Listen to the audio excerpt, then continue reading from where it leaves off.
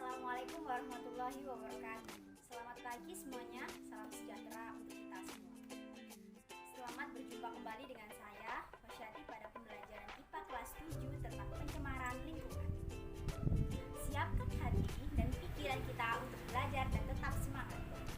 Kompetensi dasar dalam pembelajaran kali ini yaitu yang pertama, 3.8, menganalisis terjadinya pencemaran lingkungan dan dampaknya bagi ekosistem. Yang kedua, 4.8, membuat tulisan tentang gagasan penyelesaian masalah pencemaran di lingkungannya berdasarkan hasil pengamatan.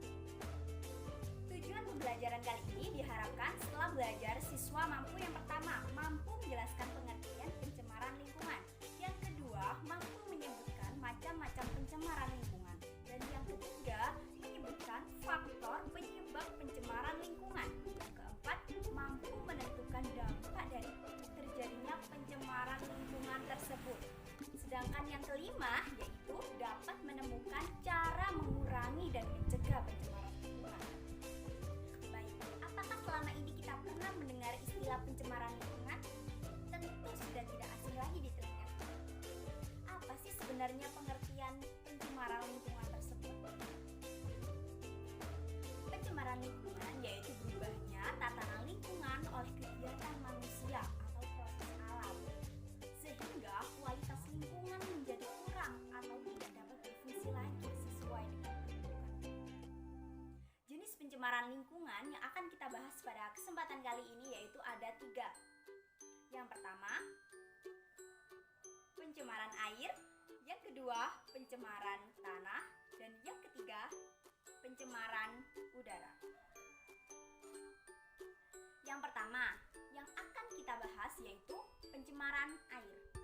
Apa sih pencemaran air itu?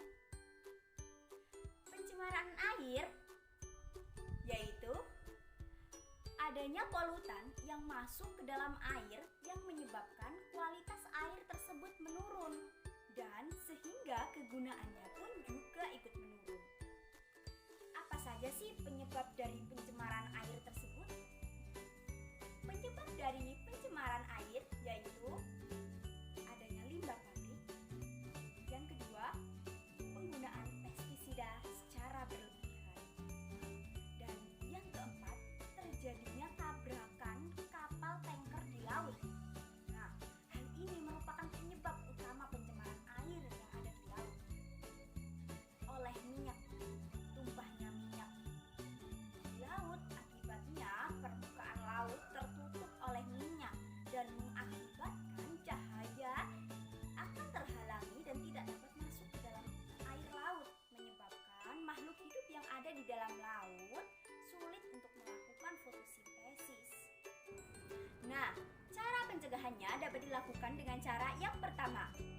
Nah, sebaiknya limbah pabrik yang akan dibuang ke sungai diolah terlebih dahulu sehingga tidak lagi ada zat-zat yang beracun ataupun yang berbahaya masuk ke dalam sungai dan tidak mengganggu makhluk hidup yang ada di dalam sungai. Dan yang kedua, sektor pertanian mengurangi penggunaan pestisida atau pupuk kimia yang berbahaya atau dapat menggunakan predator alami untuk mengusir hama yang ada di sawah. Selanjutnya yang kedua yaitu pencemaran tanah. Pencemaran tanah adalah adanya polutan di tanah yang menyebabkan kualitas tanah menjadi menurun sehingga kegunaan tanah pun menjadi ikut menurun, tidak dapat bekerja secara maksimal. Seperti yang kita ketahui, tanah adalah tempat hidup berbagai macam organisme yang banyak mengandung mineral, bahan organik dan mikroorganisme yang bisa menyuburkan tanah. Jika sifat dan kandungan tanah tersebut terganggu, maka organisme yang hidup dan tergantung dari tanah juga ikut terganggu. Hal ini menyebabkan keseimbangan ekosistem juga ikut terganggu. Polutan yang terdapat di dalam tanah biasanya berupa sampah rumah tangga yang sulit untuk diuraikan seperti botol plastik ataupun bahan-bahan lainnya yang tidak ramah lingkungan. Sampah yang bertumpuk selain menimbulkan pencemaran tanah juga bisa bisa menimbulkan pencemaran udara dan pencemaran air.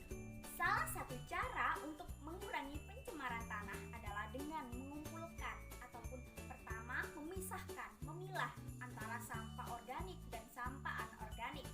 Nah, selanjutnya yang sampah organik akan bisa dibuat untuk pupuk ataupun kompos. Sedangkan untuk yang sampah anorganik bisa kita gunakan untuk didaur ulang.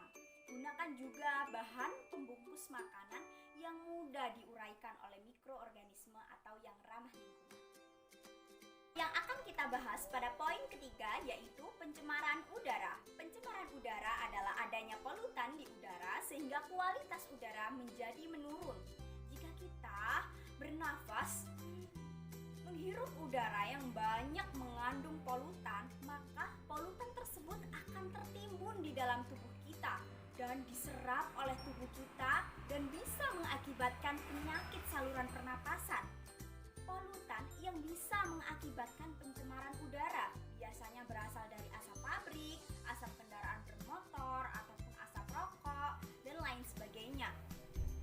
Asap kendaraan bermotor yang menjadi polutan bisa mengandung sejumlah zat yang sangat berbahaya seperti karbon dioksida. Nah, karbon dioksida ini bisa menyebabkan penipisan dan menaikkan suhu yang ada di bumi. Dan yang kedua yaitu karbon monoksida. Nah, karbon monoksida ini yang beracun dan mudah sekali terikat oleh hemoglobin. Selanjutnya nitrogen oksida dan sulfur dioksida.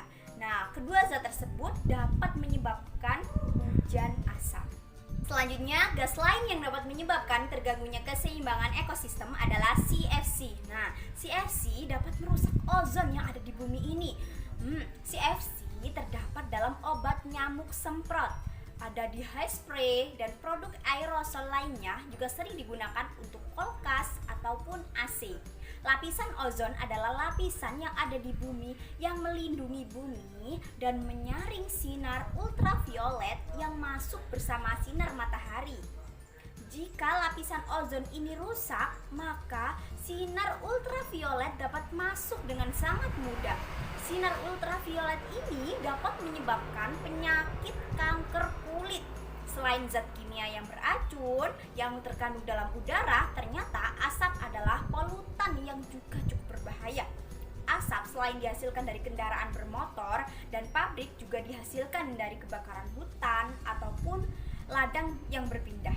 Asap dalam jumlah yang sangat banyak bisa menghalangi pandangan mata, mengakibatkan mata pedih, sesak nafas, dan jika terkumpul di dalam atmosfer dapat menghalangi sinar matahari yang masuk ke dalam bumi. Cara menanggulangi pencemaran udara yaitu yang pertama, mengurangi penggunaan bahan bakar fosil atau minyak. Yang kedua, menggunakan bahan bakar alternatif yang ramah lingkungan. Yang ketiga, selalu menjaga hutan kita jangan sampai terjadi kebakaran hutan. Yang keempat, mengadakan reboisasi atau penghijauan di daerah-daerah yang kosong ataupun perkotaan. Dan yang kelima yaitu mengurangi penggunaan CFC dalam kehidupan sehari-hari. Baik, setelah saya memaparkan beberapa pengertian tentang pencemaran lingkungan, nah di sini saya akan memberikan suatu permasalahan pencemaran lingkungan. Lah, kalian cari dan identifikasi, kalian amati dan kalian jawab pertanyaan yang telah Ibu berikan. Terima kasih atas waktunya, kurang lebihnya saya mohon maaf. Wassalamualaikum warahmatullahi wabarakatuh. Sampai jumpa minggu depan.